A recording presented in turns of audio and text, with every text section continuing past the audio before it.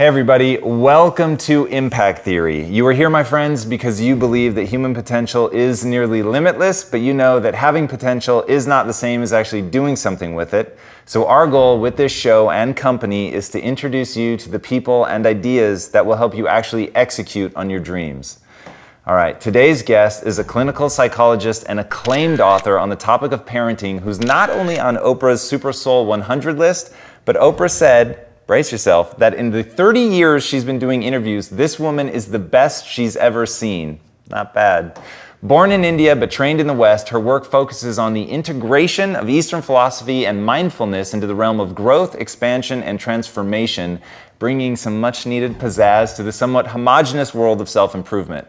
Her views on parenting aren't just unconventional, they're downright controversial. Her ideas are so fresh that they cut through the clutter of the books designed to tell you how to fix your child and instead ask you to fix yourself first. Her approach to what she calls conscious parenting has attracted global attention, and the Dalai Lama himself wrote the preface to her first book, praising her ability to bring compassion to the masses. And she has certainly gotten good at reaching the masses. She's been asked to speak all over the world at high-profile events like Wisdom 2.0, TEDx, Kellogg Business School, the Dalai Lama Center for Peace and Education, and a gaggle of others. And you've got to see these things. People practically throw their backs out, jumping to their feet at the end of her talks. She is amazing at conveying complex new ideas. As such, she also has a thriving private practice where she helps individuals, couples, and families with the process of finding their truest selves. According to her, she's always known she'd make a career out of helping people heal, and I can't imagine a profession much more noble than that. So please, help me in welcoming the best-selling author whose latest book, The Awakened Family, is truly a revolution in parenting. The woman Oprah called revolutionary and life-changing, the astounding Dr. Shefali. Thank you. Absolutely, it is a pleasure. I'm glad that you're here. So it's funny, so doing that intro, I know your feelings on leading people, especially kids, to believe that they have potential and that they have to do something with it. So as I'm reading, I'm like, oh, she's really going to have a field day with this one. But define for us what conscious parenting is? I think that'll give us the framework to really dive in. Sure. Well, consciousness, first needs to be understood as a commitment to unearthing the emotional and conditioned legacies of your mind. So we've all inherited so much baggage, from culture and from unconscious parents and their ancestors. And as a result, we grow into these legacies without ever questioning, how do they work for me? Who am I in all of this? And what is my truth in all of this? So we live off prescriptive checklists and believe that if we don't follow that checklist, then we are somehow lesser than. And when we do this with a child who's come into this world with a throbbing spirit, desirous of kind of figuring it out, and we've kind of already ruined that chance by, here's the checklist. This is what I believe is success and failure and beauty and achievement. And now follow my way, or you're already an outcast in my eyes. So the process of consciousness in parenting mandates that the parent not hand over that prescription. And in order for the parent to not hand that over means that they have had to come to let go that prescription themselves. They've had to somehow deconstruct their own emotional legacies and find their own truth so that they can then unleash it in their child. It really is neat the way that your book focuses so much on the parent and not on the kid. And as somebody who doesn't have kids, I haven't read a lot of parenting books, but certainly I've encountered enough of this to realize normally it's tactics, tools, techniques to really help your kid manifest their potential or get into the best school or whatever that book is aimed at. When did you start thinking about the fact that this is really a problem aimed at the parents, that it's a cycle, that it's literally just generation after generation it's being passed down? What was that moment for you? Yeah, it was quite epiphanic because I did not want to see this. This is not a convenient truth to tell the parent that they have to fix themselves. I mean, the last thing a parent, because we're very defensive and we always believe we're right, and this is our one chance to show the world that we got it right, we're good enough, our children. And now being told that it is not the child and it's all you. and there's something you need to look at, is threatening for the parent. It's threatening for anyone. No one wants to look in the mirror, correct? So now to be asked to look in the mirror in the most intimate, profound experience, relationship of your life is deeply ominous for a parent. It takes a lot of courage. But when I came upon it is as a therapist working with family after family and observing that here were parents who had completed the checklist. They had financial success. They had emotional longevity in long-term relationships. They had arrived. And yet there was a deep dysfunction or deep disconnection between themselves and their children. So that led me to be curious, well, what is it? If it isn't what we think it is, success, money, marriage, stability, maturity, then what is it?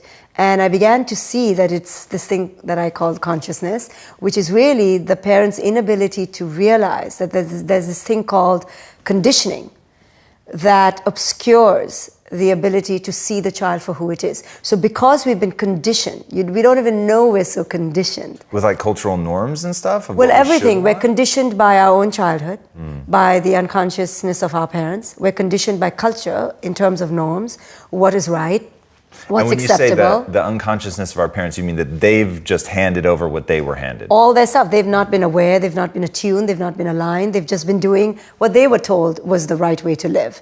But what this does, this immediate placement of a way to be, obscures the ability for the child to develop their way, right? They never get to figure out who it is they are. They never hear the soul calling from within. They never hear the beat of their own essence. They just come to be herded into cattle, right? Yeah. And this is where there's a disconnect, because the child is like, hey, see me. And all they see reflected back is the parent's ideation of what they should be. And then the abyss between who the child believes they are and who they feel they should be grows wider. So you have, in adulthood, you see all grown-up children walking around lost and aimless, finding who it is they are. Why is it that you're doing this show? To help children, grown children, recover what they once had. And that's a tragedy. Right? Because they had it. We all had it once. So what happens? What happens is that the parent, because of their unconsciousness and their being, completely overwhelmed by conditioning, pluck the child's essence out and shove all this unconscious garbage in, which has never been deconstructed. And they tell the child how to be. Then the child has to go through all their life and then one day have an epiphany or be vomiting on a bathroom floor, overdose, that they begin to say, now I need to find who it is I am. Right. And that's this endless cycle. We're all on it. We're all on reading my books and watching your shows to recover from the parenting we received. It's really, really interesting. So I'll walk you through my transition reading your book. I think it will be very familiar to you. Okay. So the team brought you to my attention, said, I think you're really going to be blown away. I see it, I'm like, oh man, she's amazing. You're so good at your talks. Oh my God, you are amazing. And so immediate, yeah, absolutely, bring her on. Then I go into the real research where I dive in, I'm reading the books, really, really going in. And I start hearing some of your real philosophies about parenting. And I was like, whoa, I can't, I was shocked. I'll be honest. I was like, wow, man. And the wonderful part is, and we're going to play a game sort of here in a minute because I'm so fascinated by how consistent you are with your answers. But when you really start that deconstruction process of, okay, you don't get to pour yourself into your child is not owned by you, what does that really look like as a parent? And I was going through that in real time. Wait, if I had a kid, I wouldn't be able to tell them what to do. I wouldn't be able to, take ownership and guide them. And so that was really, really fascinating. It's tricky. How do you help parents through that first, what is it that makes them cling so hard? And then how do you help them through it? It's really tricky, from green beans to having sex too young. It's knowing where that line is, but it's the same thing though. It's what's your stance as a parent? Can I shove those green beans down? Can I stop my kid from having sex? What is my jurisdiction? Right. What is that sovereign line? It's really tough. And the beauty of life, though, is that there is no line in stone. Most of it is in sand. And it's uncomfortable. Life is this eternal dance between the knowing and the not knowing, between the possessing and complete non-possession, between the doing and the non-doing. Isn't life constantly the art of this? no more do you see it, played out than in the parent-child relationship. The child is asking you, guide me, control me, I don't know how to do it. And you're like, yeah, I'll do it, I'll help you, I'll show you. But then you suddenly reach a line where the child can't do it and can't do it your way. So now you have to back off. Then you go in and then you have to back off. You have to be there, everything. You have to provide, care for, and give everything, but you can't really own them. It's this constant dance between stepping into the doing and the ego of it and your role as a parent, to stepping completely out of it, to understanding that your children are here ultimately to be their own sovereign beings. So you can try and pretend and identify with the role, but ultimately they're their own person. So and then you back off. You go close and then you have to back off. And if you don't, and you ramrod into your child because you don't see the line, no parent sees the line. You missed the line. The line was like way back. You should have stopped way back 3 years ago, right? But you kept going. Then the kid will create something to push you away. They'll either slam the door, they'll create the defense, they'll move to China, they'll do something to go, okay, back off now. I need to find who it is I am. Or they will wallow in an addiction because they don't know where to go. Because you don't know your boundary, right, as a parent.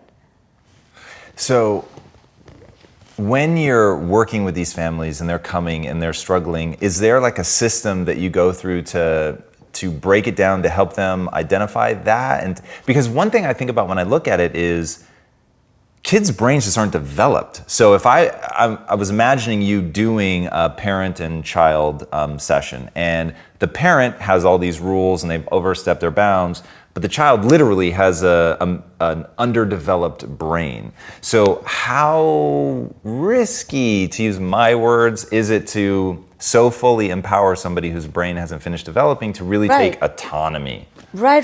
But conscious parenting is about being attuned to who your child is at the stage they're in. So it does require knowing some psychology. And it does require knowing developmentally where your child is. I always say parents become parents. They don't take a single psychology course. They don't understand development. How is that possible? There needs to be some license, no? Don't you think? Like something, some qualifying exam. Horniness cannot be the only. Like I was in love. No, that can't be a qualifier for raising a child. So you have to understand I'm a psychologist, so I understand, right? So being attuned to who your child is at their stage of development, understanding their brain, and then giving the input that's needed, of course, right? You do have a bedtime, right? You do aim for a bedtime, but you don't aim for a bedtime that's 7:34, right? You aim for a bedtime that's between 7:30 and 9. Right? Because you understand you're dealing with a child. So they have the choice. Well, not that they have the choice. You're working with someone who's infinitely malleable. And you're not working with a soldier or a puppet. So, but on the other hand, you do have to have a bedtime. So you understand what I'm saying? It's playing the dance of both. You create an inbuilt structure in your life, but you also don't go crazy and drive your kid nuts because now it's 8:05 and bedtime was supposed to be 7:30. Right? You do it with the art of balancing the doing with the being. And ultimately, being, as in connecting to the child, must triumph. So all too often you'll see parenting is all about the doing, all about the commands and the controls and the directives, because we feel comfortable in the knowing. But really, the precious jewel of having children is to understand that they come here to teach you how to be, especially young children. They come here to teach you how to be in the present moment. And they ask you to shed your ideas of worth and identity and success. And they ask you to recognize, can you accept me for who it is I am? And you will see most parents do not accept their children for who it is they are, because they're not good enough or great enough or fabulous enough or not some accolade enough, not a degree enough. And then I show parents that the reason they can't do this, accept their child unequivocally for who it is they are, is because they haven't accepted themselves for who it is they are. How much pushback do you get? A lot. Yeah, a lot. People walk out of the room. I'm not surprised at all. Yeah. For anybody thinking about stopping this, I will tell you, it only gets better. And this stuff really adds up, and there's a consistency to it. While you were talking, I was thinking about, I really hope you've seen this, The Sound of Music. Yes. You've seen it? Of course. Okay, so when my wife and I were considering having kids, we've decided not to, so don't worry. I was so enamored by him blowing the whistle and the kids lining up that I was like, oh my gosh, I'm going to do that. Like, that was like my fantasy. My 7 children. And then, when I read your book, I was like, oh, that would have been a mistake. The 7 would have been a problem too. Yeah, we can start with that. So Does that movie, in my mind, listening to you talk, that movie encapsulates the transition somewhat from going from sort of the extreme end of imposing your will to then bringing somebody in who really tries to discover who the children are, and in that discovery you really see the kids blossom. Yeah. Is it what a great metaphor. Yeah, I'd never used it. Now I will. Nice. Yeah, so you have this very left brain thinking, doing, militaristic persona of the patriarch who rigidifies everything and believes that children are to be seen, not heard, and they're puppets, really, minions to his directives, right? But they're really lifeless, and they're scared of him, and they're not exposing who it is they are. They're pretending. They've created a false sense of self, right? They're all like standing to attention. They're just obedient because they're in fear.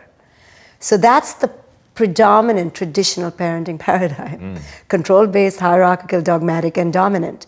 And then this woman comes in, and she's creative, and she speaks from the soul, and she speaks their language. And they suddenly begin to peel away all their defenses to emerge into who it is they are. They begin to fall in love, the 16-year-old. And the children begin to be mischievous. And they begin to touch what their essence is. So which one do you want? Do you want the robot and the puppet, but you'll have silence?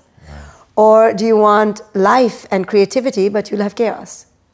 Yeah, it's amazing. Reading your book, the thing that I think blew me away the most, was how deep, so as somebody who doesn't have kids, I just began to see how much this impacts my own life and how I can internalize the lessons, and really felt like it applied to virtually everything. I mean, you're asking the parents to do the work anyway, right? So it's really deconstructing what has been given to me, what is true to me, what's the truest version of myself. In fact, I'll ask that question before where I was going.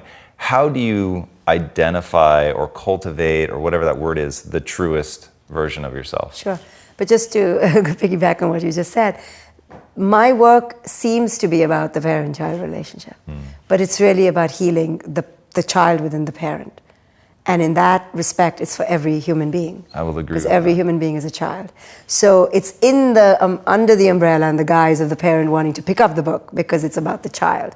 But when they pick it up and they realize this is about how they have to yet confront who it is they truly are. So to your question, how do you develop the truest self? Well, most of us have been divorced from it.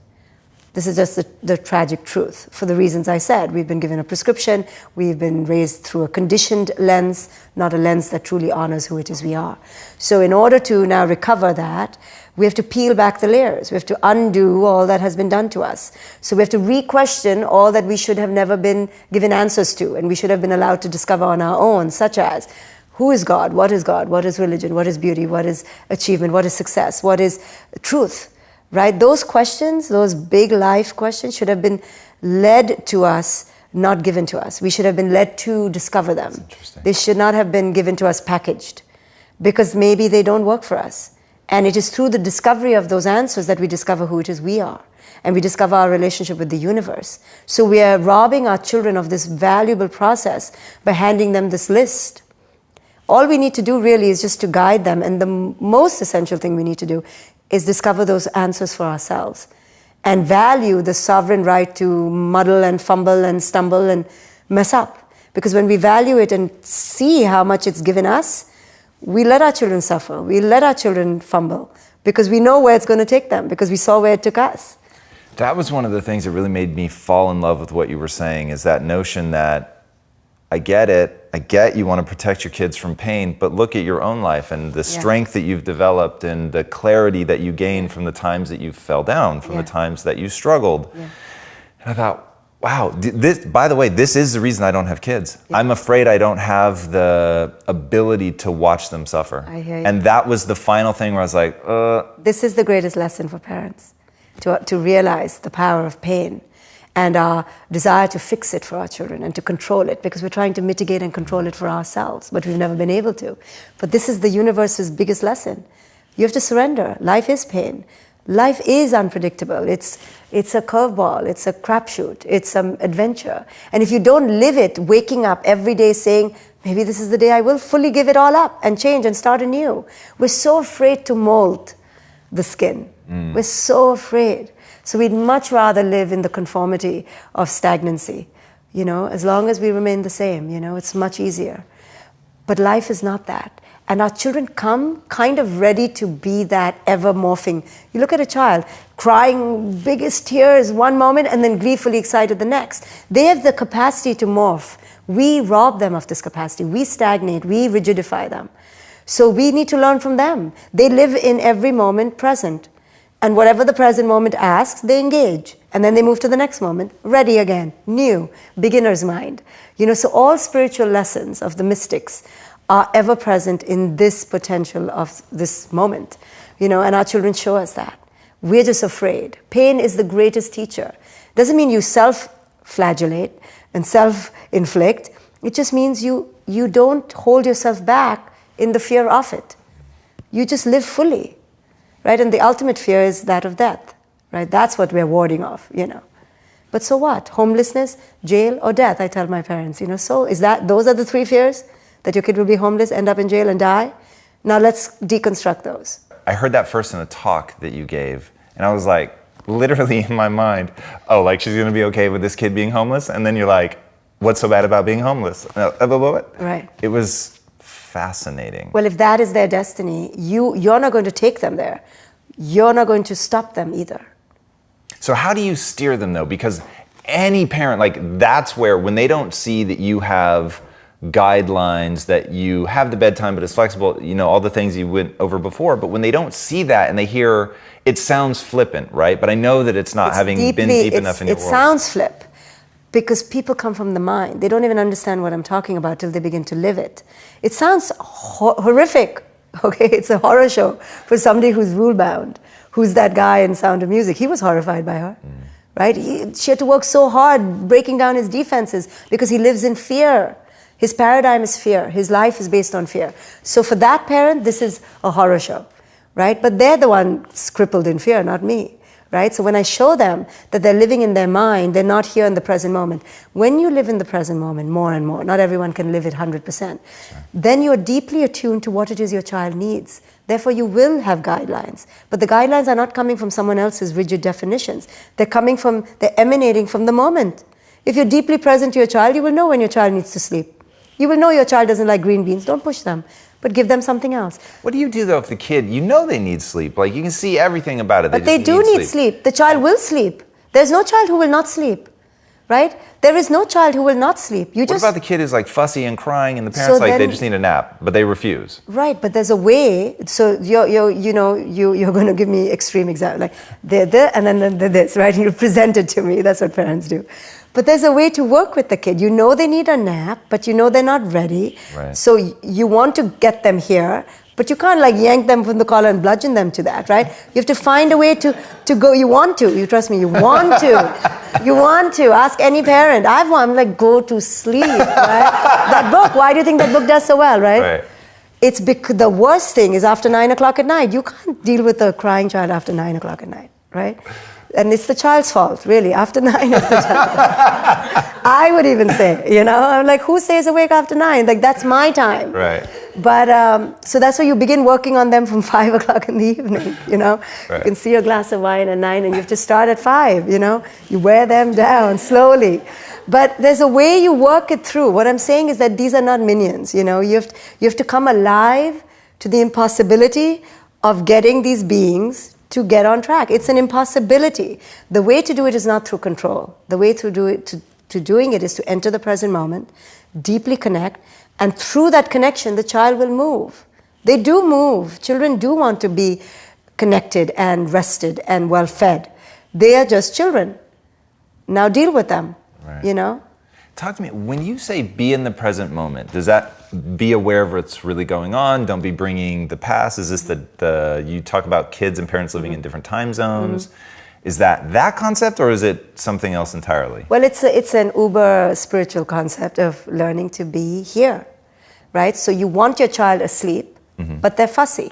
So you can keep battling it, or you can accept the as-isness of it and now work with what you have. It's the parent who cannot accept the isness of the now. So your child is throwing a raving tantrum, but you're imagining a quiet night, right? And the discrepancy, that's why I say the clash of the time zones, or the clash of the fantasy versus the reality, right? So the parent who's stuck in the past or the future or the fantasy simply will want to yell, control, and, lock their kid up because they are the enemy who is ruining my moment. Versus understanding this is the isness of your child. Now enter that moment. Doesn't mean accept or indulge. Accept that it is here. It's not that, it's this. Now work with what you have. Right. Half of the battles are because we don't want to accept our child is not our fantasy. Wow. This is half the battle. The main battle is my child is not who I thought my child would be. Either not a superstar soccer player or a fantastic pianist or obedient, genuflecting little servant, You said something in the book that, and I want to go over the myths because I think they're they stopped me dead in my tracks because they're so raw.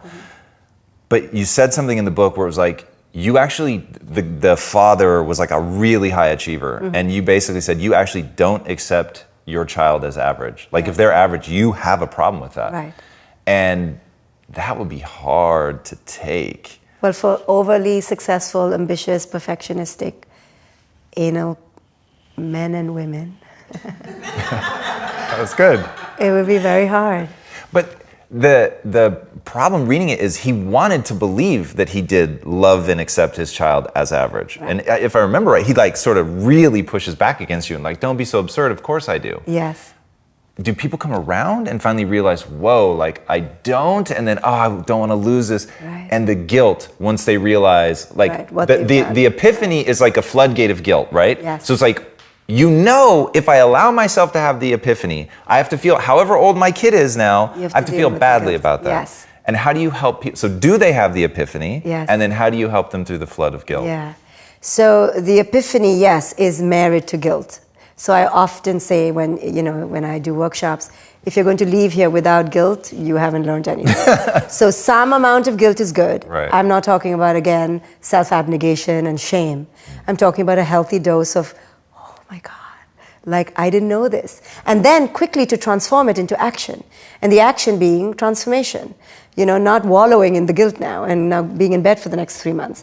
So most parents who are raised on a diet of overachievement, on doing, on mind-based, which is the whole of the world now, but especially the Western world, but catching up greatly in the East, have a very hard time understanding that their drive is not organic necessarily, but coming out of their inadequacy, their fear, their lack. They've just been indoctrinated to compensate for this, and they've never fully healed from their encountering their ordinariness. And so when I say that that's what's driving you, and then they get in touch with their little boy or little girl who truly felt ordinary and not good enough in that ordinariness, that's when the epiphany occurs. So then I make them see how it's now being projected onto the child. Don't do this to your child. Your child is okay and whole in their ordinariness. The child doesn't need more to feel more of themselves. They didn't come with this egoic desire to attach to PhDs or labels or judgments or wealth to feel themselves. Children feel themselves just by who it is they are. They have the simplest access to wholeness. We rob them of this. So yes, the epiphany takes a while to come around. When it does, then comes guilt, then comes transformation. It's a pretty incredible process. It's a process. It's a process. And how much of this did you have nailed down before you had your daughter, and how much of it has changed now that you've spent more than a decade being a parent? I thought I had it all nailed down. I thought I had deconstructed my ego because I had been meditating and studying Eastern philosophy for 12 years before I had my child. But there's something about having your own is a special kind of mess up. You see it in a special way. You can see someone else's mess up and you can commentate, but when you see it in yourself, and I was horrified. I saw my own shadow not yet healed. I saw my ego and my desire and my fear. All fear just comes about that you thought you had conquered, but here it is, and now you're obsessed with your child doing well and your child turning out okay. And the only drive from the moment they're born is to get them to a good school and then just get them out of the house okay. It's perverse, right? Every day it's just go to sleep and then go to college. Who are you going to marry and how much money are you going to make when you're 30? But then we're missing the whole process of it. And so I had not gotten it figured out. And when I saw my own raging ego, which I still see on a daily basis. And my own fears, it's all fear-based, you know? And I see parents plagued by fear, and we're not enjoying the parenting process. So I help mitigate those fears and liberate them from their fears. So one thing that, and I'll pitch this to the people watching at home, one thing you guys will see as you dive into her world is she's always honest. You're always honest about like your own foibles and the difficulties in your relationship, and you'll use your daughter as examples a lot, which is, it makes it so accessible, which is really awesome. And then it also brings around to the reminder of who's doing the work, which ultimately is right. me, right? Right. So what are techniques that any of us can use to figure that out, to get in touch, to, if we're going to, because you've been so successful, I know you've worked very, very hard to get where you're at. And as somebody who I won't say also, because maybe it's very different for us both, but I'm very ambitious. And at times in my life, the process was ugly, there's no question. But then, you know, at times it's been really beautiful and really fun. And so how do you reconcile those things which, if you were to describe on paper, wouldn't necessarily sound being in touch with the true self? Like, how do you deconstruct that and make sure you're on a good path, I guess? Well, it's my commitment to this work, right? I'm not doing this for the ego or the achievement. It comes, it's great, but I'm not fixated on it. So my ultimate point of it all is to be authentic and to uncover and deconstruct my own mind's toxicities so I can liberate myself. Because if I liberate, then only I have a hope to help liberate someone else. And do you have a process for that? And if it is meditation, like what form of meditation do you use? It's largely meditative, but not just checking out of intellect, right? Using the intellect to discern, using wisdom and the meditative process. So constantly deconstructing what I'm going through. If I'm triggered, I deconstruct. So active deconstruction, but meditation really. And it's Vipassana meditation that I do. It's insight meditation. Insight? Insight. Okay. It's insight into your true nature. And are you trying to create a quiet mental space to be able to hear like intuitive thoughts? Yeah. It's really the most basic way of meditating. It's just bare bones, it's hardcore. It's just you sit, you follow your breath, and you follow your breath, and you follow your breath. And there's a science behind it. And through the witnessing of your breath, in the present moment, in the present moment, in the present moment, you learn to detach from your thoughts, and you realize the impermanent nature of reality, because you realize your thoughts are impermanent. And the now is impermanent. So you begin to live in the impermanence of the now fully. So you realize the emptiness of the now, but you begin to live in the now even more fully. And so do you follow your thoughts as they come, or are you trying to quiet them? No, you don't do anything. You just stay on your breath. You only focus on your breath, and you're never not judgmental, you're never trying, you're never striving, you're just watching everything. You develop the witnessing eye. You get in touch with your essence behind, the awareness, the field of awareness behind the doing self. So I got into meditation about 3 years ago. I don't know that it has a name. I call it Just Breathe meditation. That's great. I just do what you're saying, follow the breath. I think of it as trying to maximize the inherent pleasure of each part of the breath cycle, which allows me to really focus on the breath, which allows me then, because of the sort of biomechanisms at play, to get out of the sympathetic nervous system into the parasympathetic. I'm calming my heart rate, I'm slowing my breathing. I can really feel that sort of deep diaphragm breath calm that you get when you do it, which is very, very effective for me. I bring that up because the way that that's been leverageable in my life is in a business scenario when anxiety is spiking. Like if I'm about to give a talk or something, every time I give a talk, right before I go on stage, I meditate. And that has been really, really helpful for me. Is that how you use it? Where it's like, as you're in a moment where the stress is, you're arguing with your daughter, let's say. Right. And how does that training of being in the impermanent now, how does that like manifest really in the moment? Yeah, in the now, you've trained yourself to pause, to go inward, to detach, to step back, to create a space. And just that immediately stops the blind reactivity that children bring out in you, or you allow them to bring out in you. So the more the gap, the more the space, the more the creativity, the more the compassion, the more the connection, right? That's really interesting. Yeah. You're not just being led by the past, led by the shoulds of life, led by their tantrum, led by someone else's unconscious. You're able to discern, okay, that person is in their ego right now, I don't need to play. No, that makes a lot of sense. All right. I love your parenting myths. I rarely take chunks out of something, but these were too good. And I was like, if I forget, I will be so upset. All right. So first I'm just going to read through them all because I think people are going to be a little bit shocked. And then I want to go a little bit deeper into some of them. So remember, these are myths. She's saying these are not how it should be. So parenting myth number 1, parenting is about the child. That was very surprising. Parenting myth number 2, a successful child is ahead of the curve. That's a myth. Number 3, there are good children and bad children. Number 4, good parents are naturals. Number 5, a good parent is a loving one.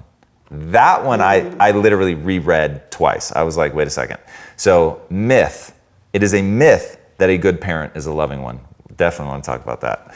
6, parenting is about raising a happy child, equally shocking. And 7, parents need to be in control. All right, let's start with 5 because that was the one that was just like a showstopper for me. So a good parent is a loving one. Why is that a myth? Because no one really loves. No one really truly loves anyone. Wow. Everyone loves conditionally.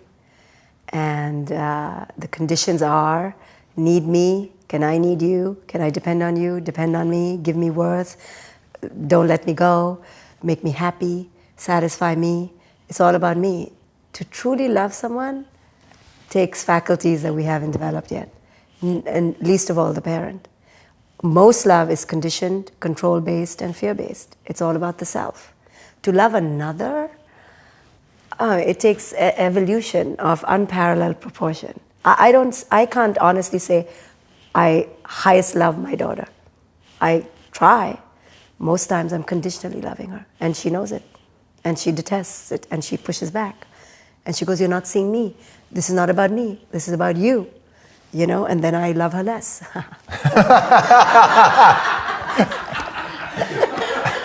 I love that you bring such a sense of humor to this stuff. What do people do with that realization? I think that's a hard one for people. It is hard, but it really busts the bullshit, Like, don't pretend you're loving your kid. You're loving yourself. Just say it. It's all you. The parenting is all about you.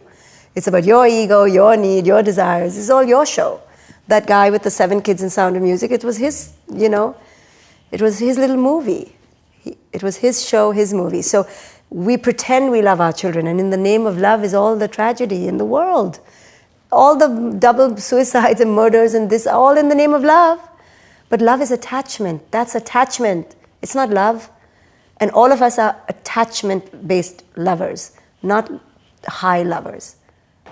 So what word would you put to, and maybe I can't imagine, I really think you agree with this, I could be crazy, but what word would you put around that beautiful connection that you have with your daughter? In those moments when I'm out of my own ego? Yeah. Once in a year? Then it's high love. I can touch high love. And do you think, are there shades in between? No, I think high love is high love. It's when you have released your ego, you have released the imperative of the child following your way. There's no you in the we. It's truly loving the other for who it is they are, with no you in the picture. They don't have to love you back. They don't have to need you. They don't have to agree with you. They don't have to adhere to you. Now try loving your child or another. Yeah. Do you, this is just interesting, it's sort of tangential to this, but what if I came to you and I said, I'm not sure if I should have kids? How do you help people think through that? I'll applaud you. For not having kids? Yes, for thinking about it, for taking it seriously, for stopping and pausing and going, am I conscious enough to do this?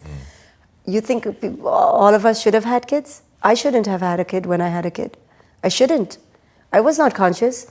I was just checking off my list. I was using my future kid, right? I imagined her name, wanted a her, not a, I mean, it was all predestined already. She had no shot. to be her own human being. So if a pre-parent comes to me and says, I'm thinking, I'm like, oh, this is genius. Let's stop. Let's really take a pause, couple of decades. Like, don't rush. Why are you having a kid? And I would seriously question, because why are we having kids? Really? We're only having children mostly to fulfill our egoic need to feel complete, to live a fulfilled life for ourselves. So when you become conscious, the most conscious parent is a non-parent. Wow. You're a conscious parent. Or at least recognizing enough that you that would haven't be messed any kid up yet. Yeah. You know how, True. right? True. All the parents in this room we've already messed our kids up. And that's okay too. If we understand it's for the service of evolution. Don't just keep messing up because you're the parent and you have a right. You have no unmitigated right. Your rights need to be taken away. You need to be on a path of awakening to what you're putting onto your kid. If you're teaching them fear, teaching them hatred, teaching them racism, bigotry, xenophobia, that is a sin, it's a crime. Right? Because now you're perpetuating what we have in this world. You're contributing to violence. You don't realize it, but you just did. Just by telling your kid, your religion is better than another religion, now you've contributed to separatist thinking and violence. You have to be that careful. Your child's psyche is in your hands. I think it was Plato or Aristotle. I usually give the credit to Plato. One of these days I will actually look this up. That said the only impossible job is raising a child. Yeah. And that was the quote that really began my thought process of, I think I'm good, but I don't think I'm that good. Right. Like, I don't think I can avoid what I always saw as the butterfly effect. Yeah. Of it's something that I say married to something that a kid at school says. Yep. Married to being embarrassed one day because something happens and it spirals out of control. You were conscious of your limitations and the grandiosity that most parents have that don't make them think of their limitations. You don't have that. We have a grandiosity. Right. It's narcissistic to think that we can raise another being when we haven't raised ourselves. We haven't done any work on ourselves, right? I tell parents, if you did not go into the jungles and live 1 year in solitude, contemplating who it is you are, you have no business bringing a kid into the world. Wow. I didn't do that either, but have been doing since, because I see the irreparable damage I've been causing by my unconsciousness. So one of the other myths is 6, parenting is about raising a happy child. That's a myth. So I have a firm belief, which I am very open, by the way, to being changed. I was changed by researching you. I'll be very honest. And one of the things, though, that I still hold on to is that the game you're playing, it's not success, it's not money, it's neurochemistry. And that there is a state of, even deep fulfillment, I think, is transient. It doesn't just, once you have it forever. I think that there are times, like you called it high love. So like high love, there are times that you touch it and it's overwhelmingly beautiful. Mm-hmm. And so in those moments, I'm on a good path. In Greek, they say, sego lo dromo. Right. So it's like I'm on a good path. Right. And I get that sometimes with fulfillment, where I'm like, okay, like I have fallen on my face more than I care to admit emotionally, with thinking I was chasing the right thing, only to find out that I'm totally miserable, so this can't be right. And then there are times where I've corrected course and really gone through fairly significant periods of, man, I feel fulfillment. So that has become like my North Star when I talk to people. I'm like, look, the game you're playing is brain chemistry. You want to feel a deep and as lasting as possible sense of fulfillment. What is that for you? If it isn't happiness, what is it? It's to be present to your now. Complete. Good, bad, or indifferent. Yeah, whatever the now is that you have brought into your own existence. Teaching the principle of cause and effect, like you have causes that bring out the effect. Eckhart Tolle actually put something on your jacket cover, didn't he? Mm-hmm. That's what I thought. So for anybody that doesn't know, Eckhart Tolle has a book, The Power of Now, which all of that comes crashing on me as you say that. So yeah. So his work and my work tries to enter the present moment with a full-on acceptance of engaging with whatever shows up. I will engage in the isness of this moment. It sounds cavalier and just whimsical, but really it's not, because if every moment is aligned and deeply engaged with, chances are the next moment will be aligned, right? We won't go too off course because each moment you are shooting for authenticity. So authenticity will breed more authenticity. It won't breed some crazy person in 10 minutes, right? Chances are you'll stay on course, right? You'll ask the right questions in a prevalent way, in a pervasive way. You'll stay on course. And what does this look like? So let's carry it out, and somebody gets really good at that, but they're still on the PTA board and they have to work, and it can be a pain in the ass sometimes, right. And like the sort of highs and lows. Is it just that they're less prone to riding those dramatic waves, and so there's a more even keel in the moment? I'm present and I experience you. In fact, you do this beautiful job of describing like a child can be entranced by a leaf, right? They just get lost in that moment. And is that it? Like that, the ability to recapture being so present that you can experience beauty and simplicity, for lack of a better way to say it. Well, I think it's being in touch with the transcendent in every moment. So whether you're scrubbing dishes or changing diapers, you are in touch with the transcendent of this moment. What does that mean? Because transcendent sounds like the opposite of the now, right? It's like not in the now. Right. It means that while you're in the now of this life form, cleaning dishes, you're aware that you are more than this, right? You are this and then something else. You are this energy, this life force, this essence, this awareness. So staying in touch with that. What is nature? What is our divinity? The flow, as you're talking about. Then that allows you to live in the life-based form attachments with ease. Then you're in the traffic jam and you're not losing your shit because you are you understand that this is just the play of life. This is just the play of form. You have a transcendent understanding that you are not in a car, really, in a traffic jam. You're not identifying with that. You're greater, you're larger, you're more expansive than that. So always being in touch with that magnificent transcendence of life and your divinity, right? So when you're on the PTA board or when you're in the traffic jam, to be connected to nature, to breathe, to recognize that you are beyond this car. Being in touch with that element, which children are in touch with, brings about a transcendent quality to life. Talk a little bit about what you said as to why pursuing happiness is actually a trap. Because when you pursue anything, it means you don't have it already. So when you don't have something already, you're in lack. You cannot pursue abundance from lack. Like I said, the moment now will create the next moment, and the next moment creates the next moment. So if you're in lack, pursuing, striving, hungry, craving, then you may obtain something, you may get to the buffet table, but then you're going to devour it. You won't be mindfully enriched by it, right? It won't be the jewel at the end of the search. It'll be, you're ravenous and rapacious. You'll miss out on the joy of the process of eating mindfully. So only abundance begets abundance. So pursuing happiness is a misnomer. It's like it's an absolute counterintuitive misbelief. It can never work. They cannot go together. Its happiness itself is misunderstood, right? For me, it's the fullness of being engaged in this present moment, whatever shows up. So when you're here and you're fully accepting of this moment, then you're accepting of the next moment. And you're not looking for anything. You're full in the now, right? If your plane is delayed and you're stuck on the tarmac, that's your now. Now be here now. Right, you envisioned a fabulous, harmonious, peaceful, serene day on the beach, but your child has diarrhea, and all you're doing is changing diapers. Well, that's your now. Now engage with it, and then watch the waves, but engage with that, right? I mean, this is more what life is the ordinariness, the muckiness, the messiness, but we have to infuse it with the transcendent.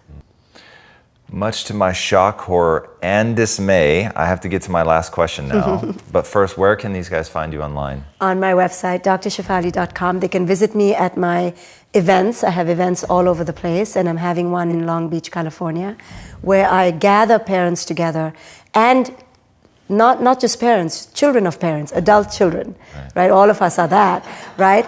And we rise together to heal and understand how to break down and deconstruct all what culture has put on us. Awesome. All right, my last question. Yes. What's the impact that you want to have on the world? To elevate parental consciousness, because I believe that is the core of disease. Nice and easy. Dr. Shefali, thank you so Thank much. you. That was amazing. Thank you. Woo! All right, boys and girls, I am telling you, this is somebody you're going to want to read everything she's written, watch all of her talks. It is unbelievable. It's the consistency that I want you to see. Just when you think, haha, that question will get her, she's got an answer for it. It is absolutely fascinating. It was a journey. And that is the highest compliment that I can pay anybody when I've done research, is that they've taken me on a journey and made me rethink some of the most fundamental things in my life. Absolutely incredible. Whether you adopt it all or it just makes you rethink your paradigm, it doesn't matter. It is intriguing, it is important, and she has her finger on the exact right questions that you need to be asking. Whether you're a parent or not, I'm not, and I found this stuff taking me to an absolutely engrossing, fascinating place. I am truly mortified that this interview has come to an end, and hopefully we will be able to get her back on at some point. That would be incredible. Guys, she will change you if you let her. All right, it's a weekly show. If you haven't already, be sure to subscribe. And until next time, my friends, be legendary. Take care. Very good. Good job for one part. Thank you guys so much for watching, and if you haven't already, be sure to subscribe, and for exclusive content, be sure to sign up for our newsletter. All of that stuff helps us get even more amazing guests on the show and helps us continue to build this community, which at the end of the day is all we care about. So thank you guys so much for being a part of the Impact Theory community.